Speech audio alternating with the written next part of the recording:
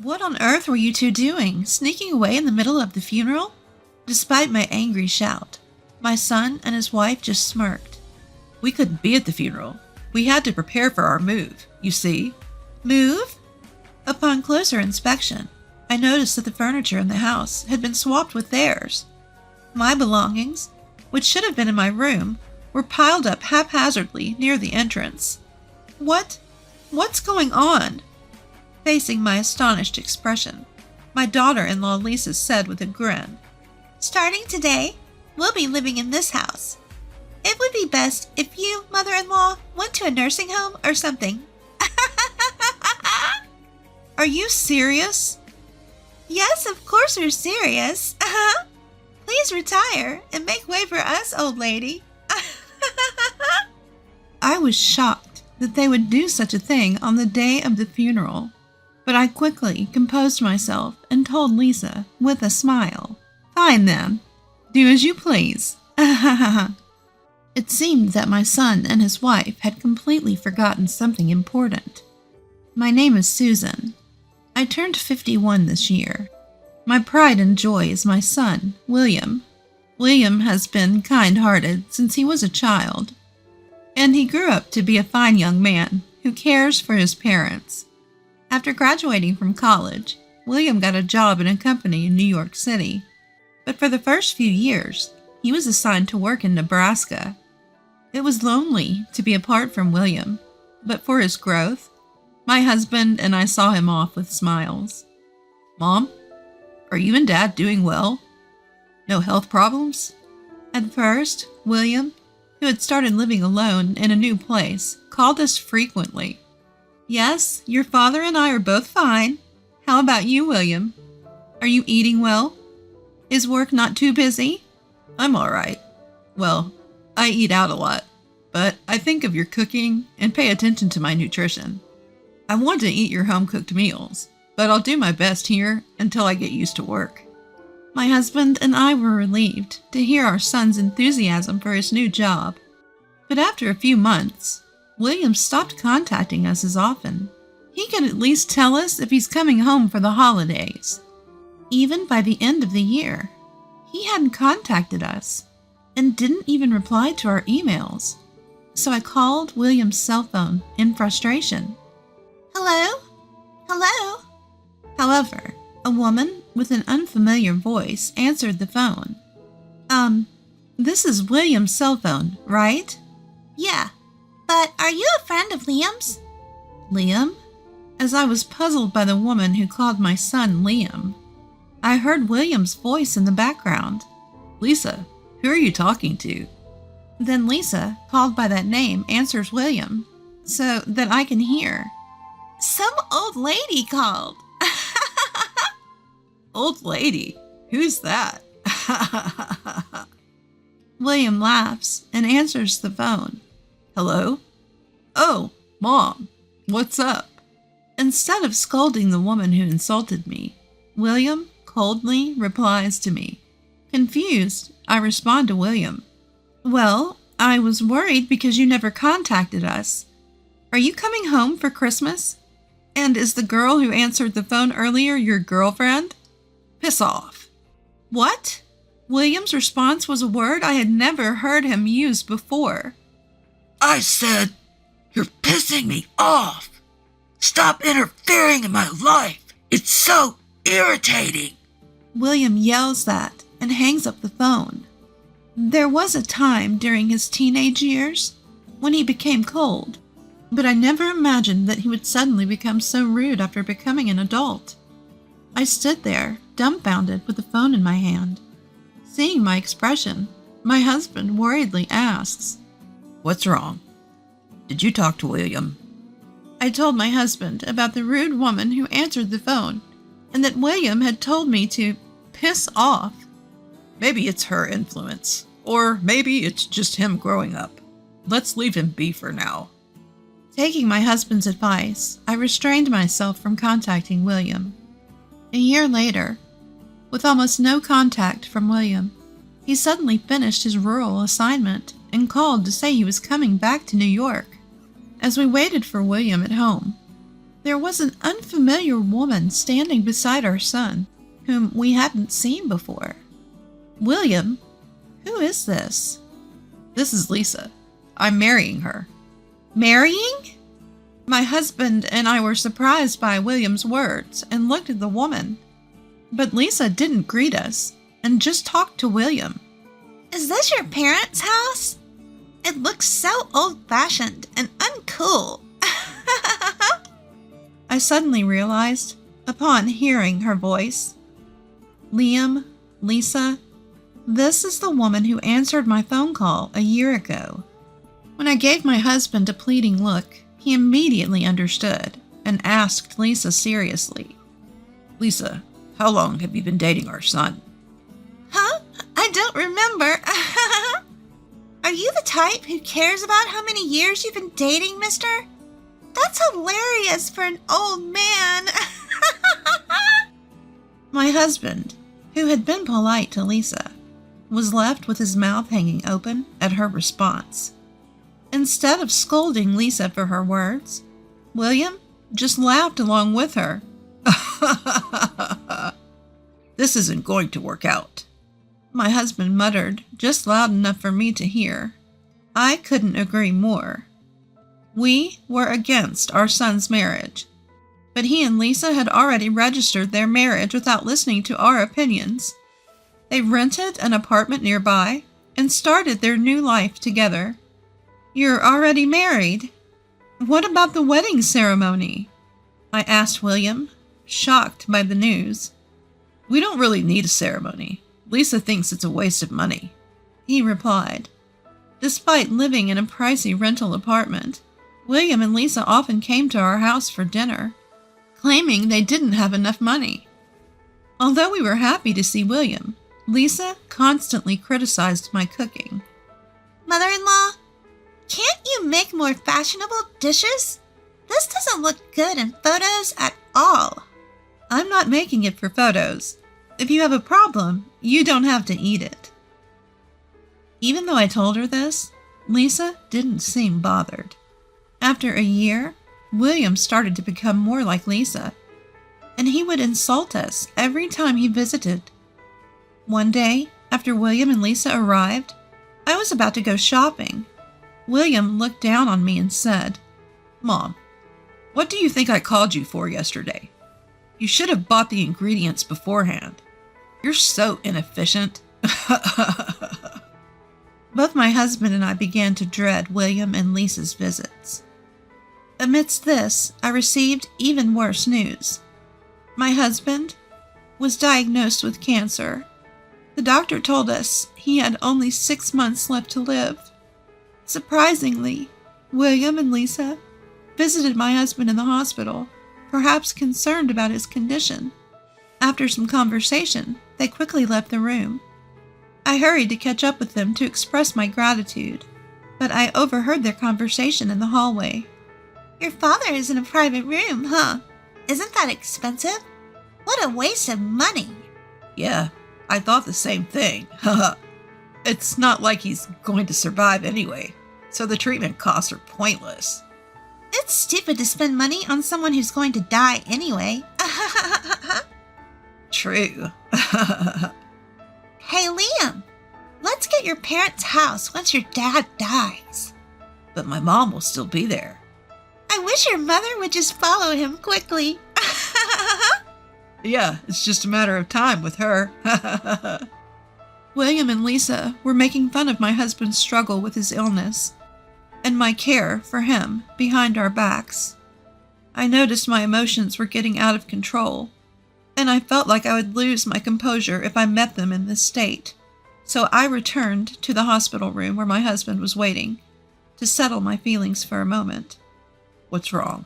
Were you able to express your gratitude to the two of them? I relayed the conversation I had overheard in the hallway to my husband, who asked me the question. He had been listening quietly, but I could tell he was trembling with anger. I can't believe they would say such things. He seemed to make a decision and told me. I have an idea. The next day, my husband called William and Lisa into the hospital room. What do you want? We already visited you yesterday. William and Lisa appeared displeased to have their weekend interrupted. I want to talk about the inheritance after my death. At the mention of inheritance, Lisa's eyes lit up. Liam is the only son, so the inheritance should be his, right? How much is it? As Lisa eagerly leaned in to discuss the money, my husband calmly told her, There are about $70,000 in assets in the bank. The life insurance beneficiary is Susan, so that will go to her. But I plan to leave all the bank assets to William. William thought for a moment. Well, I guess it can't be helped that the life insurance goes to Mom. $70,000, huh? I thought there would be more. Then Lisa suddenly raised her voice. What about the family home? It's in a great location, and the land is spacious, so it must be worth more than $100,000. At Lisa's words, William also excitedly asked my husband. That's right, Dad. What about the inheritance of the family home? My husband spoke quietly. I'm going to put the house in Susan's name. After all, she's the one living there. Upon hearing this, William and Lisa strongly protested. What? That's not fair. Mom's getting the life insurance too, isn't she? The life insurance will mostly be used for funeral expenses and other costs. Even so, I'm getting the short end of the stick if I only get $70,000 and Mom gets a house worth more than $100,000. That's why I'm saying I'll give all the money in the bank to you. Lisa also argued back. We don't need that petty cash. Forget about the bank money. Just leave the house to Liam. My husband and I exchanged glances and nodded in agreement. Then my husband reluctantly told them, Fine, I'll leave the house to William, and all the bank money will go to Susan. Is that okay? All right!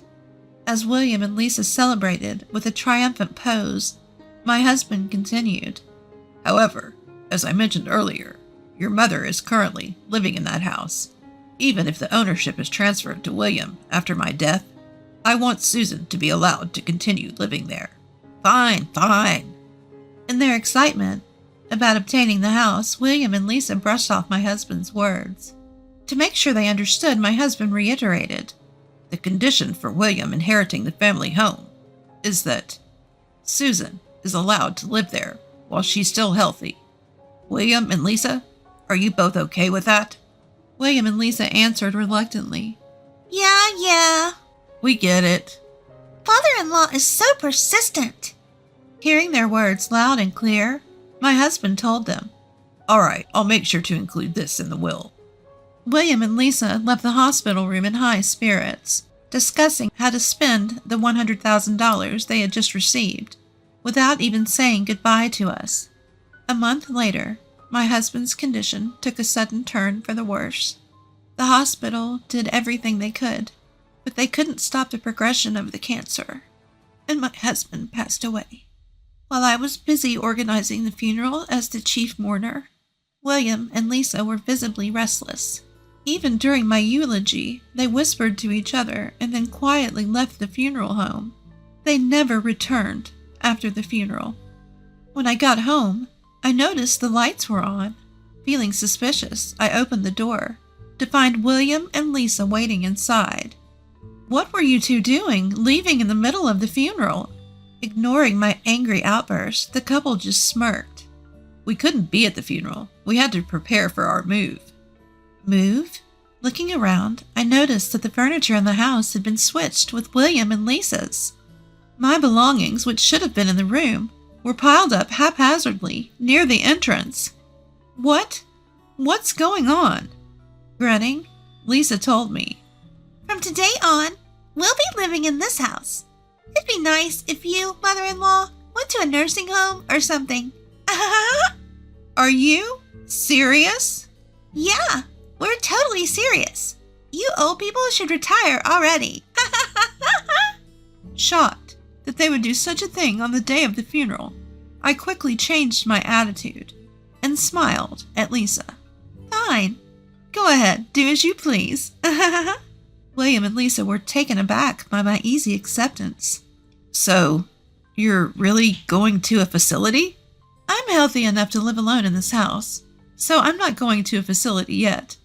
For now, I'll just find a place to live until I settle down." Satisfied with my response, the couple sent me on my way.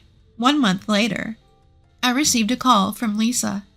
"Mother-in-law, a lawyer just called and said that the house isn't under Liam's name, but yours. What's going on?" Well, about that. I explained to Lisa about the conditional will. My husband told you both that the house would be under William's name as long as I was able to continue living there. Now that you mention it, he did say something like that. To make sure there was no confusion later on, my husband made sure to include that in his will. He should have told you in the hospital room. But that doesn't mean we have to give it back. Under a conditional will, if the conditions aren't met, you lose the right to inherit. The moment you kicked me out of the house, you lost the right to inherit it. While informing Lisa, I recalled the conversation I had with my husband in the hospital room. I was furious that they called my husband as good as dead. But my husband was also quite angry at the two of them making comments that seemed to wish for my early death. However, I had a faint hope that if I died and left William alone, he might revert back to his kinder self. If I could continue to live peacefully in our home, even after my husband's death, I was willing to let the ownership of the house go to our son, and so I held on to that glimmer of hope. I had also hoped that your hearts would change with my husband's death, which is why I agreed to his proposal. The conditional will was your last chance. You mean you anticipated this might happen? I didn't want it to, but you two kicked me out on the very day of the funeral. I never thought you'd treat your parents so carelessly, but thanks to that, I've made up my mind. Made up your mind to do what? To kick you two out of that house and cut ties with you. Lisa, in a fit of anger, retorted to my firm statement. "Well, we won't accept that. This house is ours. We're not going anywhere." And she continued with a triumphant look. "Liam knows a lawyer, you know. We'll have them do something about it." I knew it was too late for Lisa's struggles to change anything. I simply told her, "Do as you please," and hung up the phone. The next day, I was called to a cafe by William and Lisa. As soon as I arrived at the designated cafe, the two of them bowed their heads. "Mom, I'm sorry." "Mother-in-law, I apologize." William, who had heard everything from Lisa, consulted with a lawyer he knew, and was told that the will was legally binding. He was also explained that since he had broken the conditions, he no longer had any ownership of the family home. Our lawyer friend told us that if we don't leave immediately, we could be sued for trespassing, and we wouldn't have a leg to stand on. So the two of them panicked and called me. With a solemn expression, William continued, "Mom, please, give up the inheritance." "What?" "We want you to give us the house." I was utterly disgusted with William and Lisa, who still only thought of their own interests, even after hearing everything. There's no way I'm agreeing to such a selfish request. "But we'll be in trouble without the house." "What's the problem? Just move out. We have debts." In a barely audible voice, William began to explain why the family home was absolutely necessary. After I left, Lisa immediately looked up the market value of the house. She discovered that the land was worth much more than they had thought. Lisa suggested to William that they should sell the house quickly while the price was high and get their hands on the cash. William agreed, and the two of them seemed to have been indulging in extravagance for the past month in celebration. Living it up like that. "Where did you get the money?" "I went into debt. I thought I could pay it back right away if I sold the house." Lisa half cries, pleading with me. "Mother-in-law, please. We can't pay back the debt unless we sell this house. Don't let our family suffer." "Don't let your family suffer? How can you say that?" I answered indignantly. "You two are calling my husband, who was fighting his illness, a failed death, and wishing that I'd die soon, weren't you?" You heard that?" "Why should I help people like you? This house holds memories with my husband. You two kicked me out of it. I will not allow you to sell my memories with my husband as long as I live. William desperately clings to me with a pitiful voice. Then give me the money from the bank. I'll use it to pay off the debt. Huh? Weren't you the ones who said you didn't want that dirty money? Don't you get that you don't have the right to take that cash anymore? Damn it! If Lisa hadn't said anything unnecessary, we'd have the cash by now. Lisa lashes out at Liam, who regrets his actions. Excuse me, Liam? You were happy when you heard you'd get the house too. He's your father, so do something about it. It's your fault, so you do something about it. I calmly told the two who started fighting. If you're going to have a marital fight, do it later. Just as Liam's lawyer friend said, I'll sue you for trespassing if you don't leave right away. Go back home and prepare to move. At the mention of suing, the two stopped arguing and hurried back to their house. They then packed their belongings and left in a rush. Afterward, the two searched for a new home, but with their debt, the only place they could rent was a rundown apartment that looked like it was about to collapse. Because they borrowed as much money as they could without worrying about the interest, planning to pay it back quickly, their debt just grew larger, even though they were working. It seemed like it would be a long time before they could fully pay it off. I returned to my own home after a month, with everything going as planned with my late husband. It was unexpected that my son and his wife tried to sell our home and ended up squandering money and going into debt, but everything else went according to plan. It might have been an expensive lesson for William and Lisa, but it was a good opportunity for them to reflect on their actions. Finally, living a peaceful life in this house filled with memories of my husband was the happiest thing for me. I'm sure my husband is watching over me from heaven.